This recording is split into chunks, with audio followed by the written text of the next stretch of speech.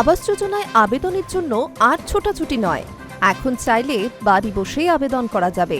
শুধু মোবাইলে ডাউনলোড করতে হবে আবাস প্লাস 2024 ও আদার ফেস আরডি অ্যাপ। ঘরে বসে কিভাবে পিএম আবাস যোজনা আবেদন করা যায় এবার জেনে নিন। প্রধানমন্ত্রী আবাস যোজনা নিয়ে আগের সরকারের আমলে বহু দুর্নীতির অভিযোগ শোনা যেত। তবে পালাবদলের পর স্বচ্ছতার মাধ্যমে যোগ্য উপভোক্তাদের এই সরকারি প্রকল্পের সুবিধা পৌঁছে দেওয়া হবে বলে জানিয়েছে নতুন রাজ্য সরকার। আবেদনকারীরা চাইলে ঘরে বসে আবাস যোজনার জন্য আবেদন করতে পারবেন। কেন্দ্রীয় সরকারের তরফে আবাস যোজনায় অনলাইন আবেদনের ব্যবস্থা করা হয়েছে। এর জন্য প্রথমে গুগল প্লে স্টোর থেকে আবাস প্লাস 2024 অ্যাপটি ডাউনলোড করতে হবে। ইনস্টল হয়ে যাওয়ার পর অ্যাপে ঢুকে নিজের পছন্দের ভাষা নির্বাচন করে নিতে হবে।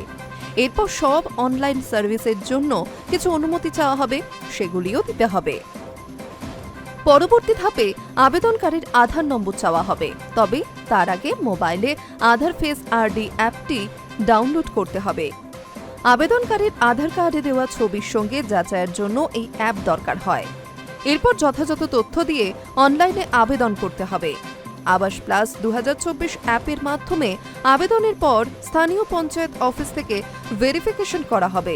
আবেদনকারী আদৌ এই সরকারি প্রকল্পের সুবিধা পাওয়ার যোগ্য কিনা তা যাচাই করা হবে।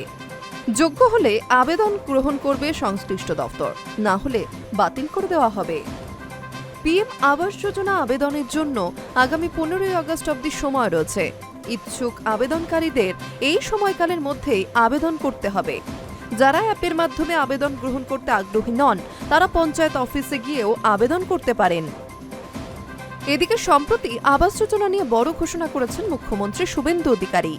তিনি জানিয়েছেন, আবাস যোজনার ভেরিফিকেশন তথা তালিকা তৈরির সময়সীমা 20 জুলাই থেকে বাড়িয়ে 15 আগস্ট অবধি করা হচ্ছে।